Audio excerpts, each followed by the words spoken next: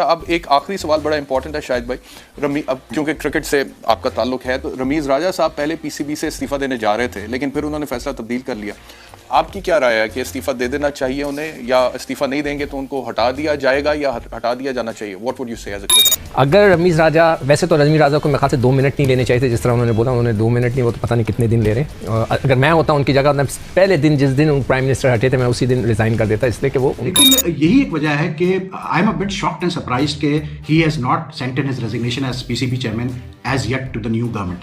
Hello guys, welcome to Crickment YouTube channel. Video को पूरा देखने से पहले don't forget to like, share and subscribe our channel for regular cricket updates. Thank you very much.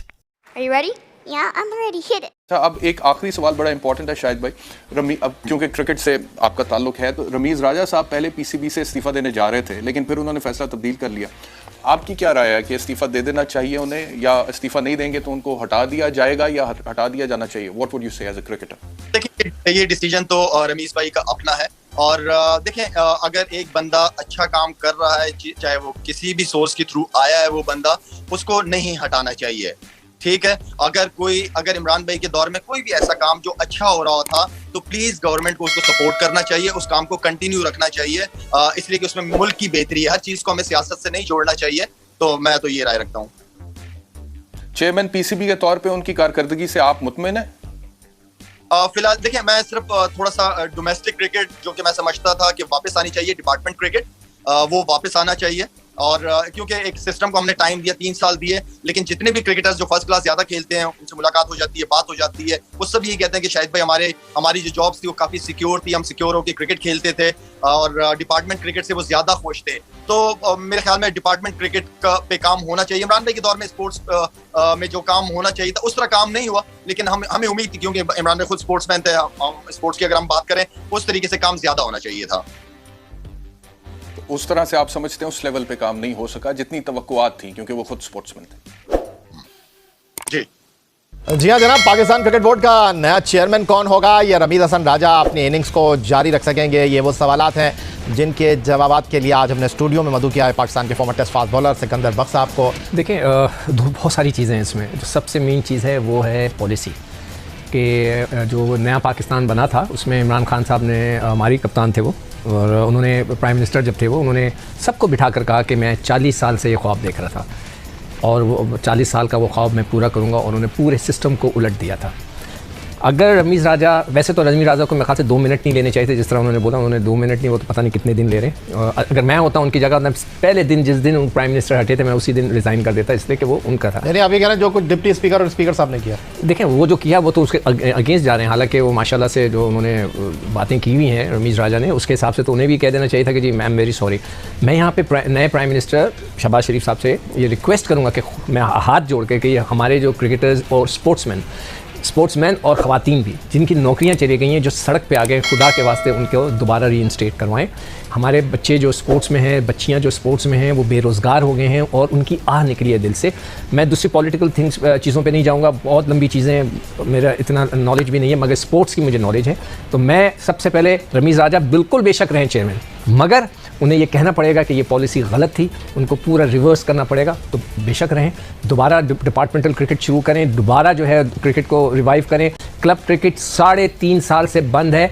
अभी मैं परसों अखबार में पढ़ रहा था, मैंने उसको ट्वीट भी किया था, तस्वीर खींच के, अंग्रेज़ी अखबार में, कि जिसमें ये लिखा हुआ था कि वो कोई थर्ड पार्टी को ले रहे हैं जो आकर क्लब क्रिकेट को ऑर्गेनाइज़ करेगी। अब मुझे बताइए कि एक क्रिकेटर के आने के बावजूद भी अगर थर्ड पार्टी आकर हमारी क्लब क्रिकेट को, उनकी जो मेंबरशिप है और उसको रिवाइव करेगी या उनके स्क्रूटनी करेगी, तो क्या रह गया?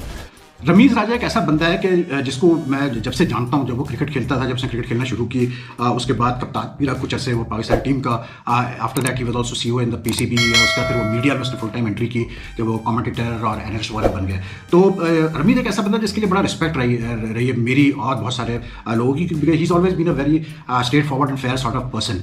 लेकिन यही एक वजह है कि I am a bit shocked and surprised कि he has not sent in his resignation as PCB chairman as yet to the new government.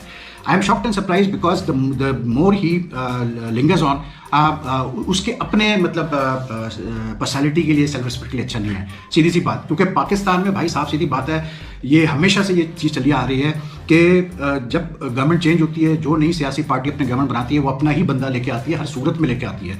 ये कभी भी ऐसा नहीं हुआ है कि नहीं हुआ है। एडॉक भी जब लगी है तो जो प्रेसिडेंट उस पर पावर में होता है उसी ने लगाई है एडॉक, पाकिस्तान क्रिकेट बोर्ड पे जब 2-3 दफा एडॉक लगी है। तो that is why I am surprise कि what is Ramiz waiting for, मतलब वो क्या सोच रहा है, क्या शहबाज शरीफ उसको कंटिन्यू करने देगा, या क्या इवन इफ ही फील्स के इस वक्त मतलब हालात कुछ ऐसे हैं पॉलिटिकल मुल्क के शहबाज शरीफ साहब टाइम ले, उसको बोलेगा भी तुम कंटिन्यू करो।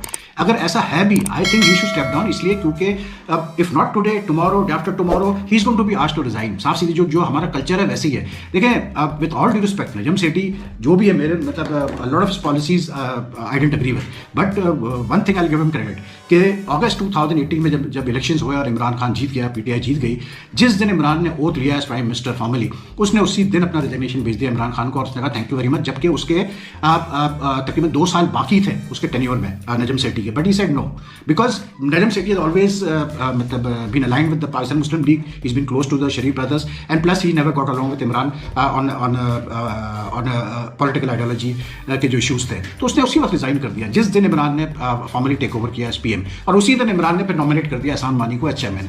तो रमीज किस चीज़ का वेट कर रहा है, मतलब अब खास करके रमीज का जब रमीज ने सितंबर में टेक ओवर किया as chairman of the Pakistan cricket board, तो उसने एक दफा नहीं कई दफा ये बात कर चुका है कि मैं तो सिर्फ आया क्योंकि इमरान ने मुझे कहा, वरना मैं I didn't have the time, but Imran said that no you must come, तो I because of Imran telling me to do it, I have come taken over as chairman of the Pakistan cricket board.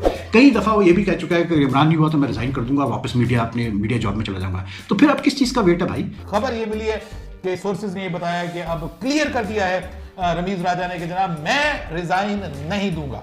उनका ये कहना है कि अगर आपने कोई काम करवाना है, कोई सेटअप चेंज करना है, या आप जो है वो इवन अगर आप जो पीसीबी का ढांचा है उसको बदलना चाह रहे हैं, कुछ लोगों को फारिग करना चाह रहे हैं, कोई नया सिस्टम लेके आना चाह रहे हैं, तो मैं हाजिर हूं जनाब, आप मुझसे ये काम करवाएं। आपने किसी और से भी तो करवाना है ना, तो मैं इस मामले के लिए तैयार हूं, जो आप कहेंगे मैं करने के लिए तैयार हूं।